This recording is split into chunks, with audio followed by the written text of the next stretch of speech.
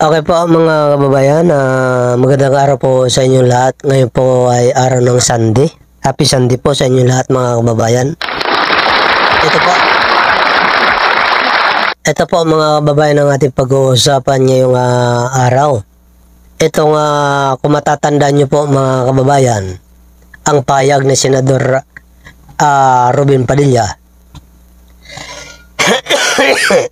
Excuse me po. Kung matatandaan nyo po mga kababayan, no, payag ni Senador Robin Padilla sa pagtatanggol niya dito kay PRRD na pinaglalaban niya nila dito na ito raw si PRRD ay matanda na, uugod-ugod na, hindi na raw ito kaya ulyanin na at nakakalimot na mga kababayan. Diba? Yan po ang mga sinasabi ng ating mga magigiting na mga senador na mga malilinis ang kanilang mga budi. Isa nga po mga babayan, itong si Padilla na nagsasabi at nagtatanggol kay Digong. Ang problema, wala naman masama ipagtanggol nyo si Digong. Ang problema dito, para lang kayo kawaan ng tao, kawaan ng mga kapwa-senador, di ba? Ay ginugusto nyo na para agarang mapagbigyan ang inyong kahilingan at ang inyong kagustuhan, ay gumagawa pa kayo ng kasinungalingan. Okay? Bakit mga kababayan? Ito po si Robin Padilla ay ubod po ito ng sinungaling. Sinasabi kasi dito mga babayan ni Robin Padilla na kailangan na raw palabasin itong si former Rodrigo Roa Duterte. Kasi nga po, siya po ay ulyanin na, matanda na, at higit sa lahat, siya po ay nakabartolina. Sabi niya dito, siya po ay nasa Bartolina. Wala po siya doong nakakausap. Wala, sabi niya dito mga babae, nababasahin ko lang. Siya po ay nasa Bartolina, wala po siya doong nakakausap. Wala po siyang nakakakwentuhan. At higit sa lahat, napakahirap po para sa isang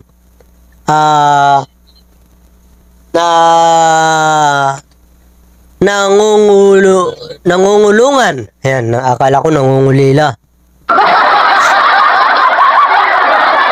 Napakahirap po para sa isang nangungulungan na sa ganoong edad ay nag-iisa ka. Walang nag-aasikaso sa iyo.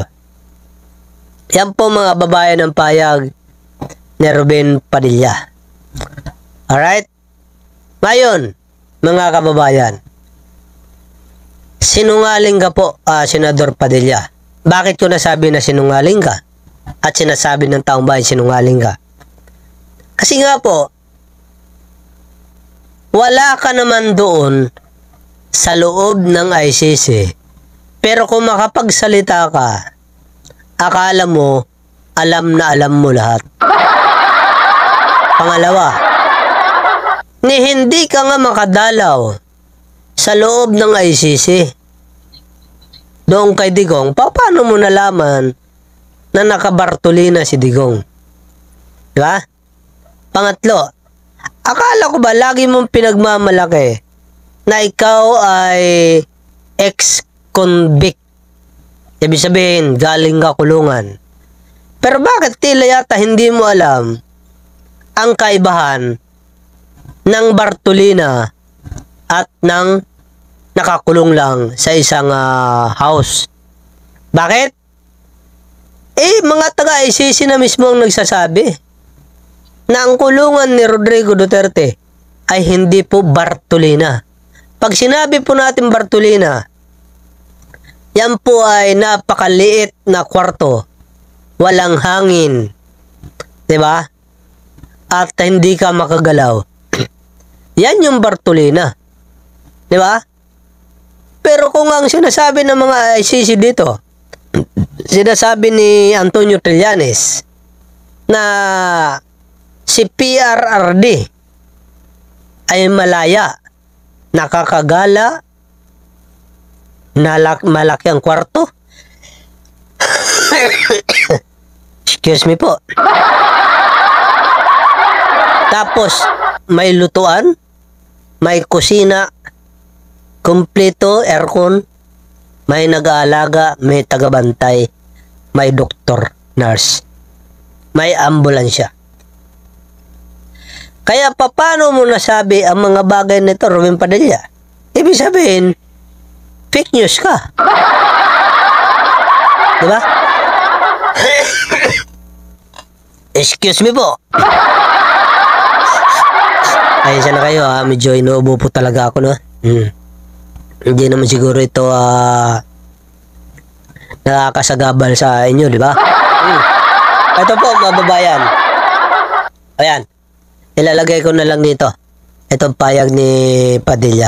Yan. Diba? Yan po mga kababayan. Ang payag ni Padilla sa kanyang ka-fake newsan. Alright? Hindi po kami maniniwala ang taong bayan na si Digong ay nasa Bartolina. Dahil kung si Digong po ay naka-Bartolina, hindi na po magtatagal ang buhay niya. Believe me. Kung ikaw po ay nakakulong sa Bartolina, Ruben Padilla, malayo na po ang 1 linggo na hindi ka mamatay. Lalo-lalo na kung ikaw ay 80 years old. Okay? Kaya hindi po ako maniniwala. Ngayon, dahil sa sinabi mong yan, ay sinupalpal ka po ni Attorney Conte. Ito, mas naniniwala ako dito kay Attorney Conte. Kasi siya po ay membro ng ICC. Sabi ni Attorney Conte dito, wala siya sa Bartolina. Disinformation ito. Correct. Di ba? Paya ka tuloy, Ruben Padilla. Kung sino pa yung committee chairman ng information, mass information, ay ikaw pa yung gumagawa ng fake news. Diba? Dapat sa'yo tanggalin sa pagka-committee chair dyan sa mass information. Diba? Dapat tanggalin ka dyan. Dahil number 1 ka na fake news, Padilla. Diba? Yan ang problema sa'yo.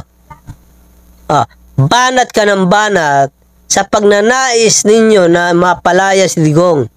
Gumagawa na lang kayo ng mga kwento na walang katotohanan para kayo ay mapagbigyan. Diba? Para kayo ay kawaan. Gagawa kayo ng fake news na mga pananalita para matupad lang ang inyong kagustuhan. Ang hindi nyo napapansin ay bumabalik po sa inyo ang mga sinasabi ninyo. Katulad mo, ikaw pa naman yung chairman ng mass, correct me if I'm wrong, mass information and communication. Hindi ako nagkakamali, kaya ka nga nagpapaimbestiga dito, Antonio Trillanes, di ba? Pero ikaw mismo ang gumagaw ng mga fake news. Sayang lang, Mr. Padilla, sir, Senador Padilla. Alam ng tao na hindi ka naman talaga corrupt. Pero mukhang nahahawa ka na sa mga Duterte. Diba? Kumpara sa'yo na hindi naman nakakadalaw sa loob ng ICC, ay mas kapanipaniwala si Attorney Conte at Trillanes. Dahil si Trillanes po ay nanggaling sa ICC. Hindi po siya nanggaling doon para lang mag-picture taking. Siya po ay nagtungo sa ICC para sa mga importante, mga mahalagang bagay. 'Di ba? Kaya Mas kapanipaniwala po sila kaysa sa iyo, Mr. Robin, Senador Robin Padilla. Sana po maging huwaran ka naman dahil ikaw po ang chairman ng komite, di ba? Ng mass information mass information and communication. Ibig sabihin na ikaw po ang ikaw na mamahala. Ikaw yung committee chair eh. Tapos ikaw pa ngayon yung fake news. Diba? Magbago ka na, Mr. Padilla. Hindi pa puli ang lahat para sa mga katulad yung DDS na mga senador.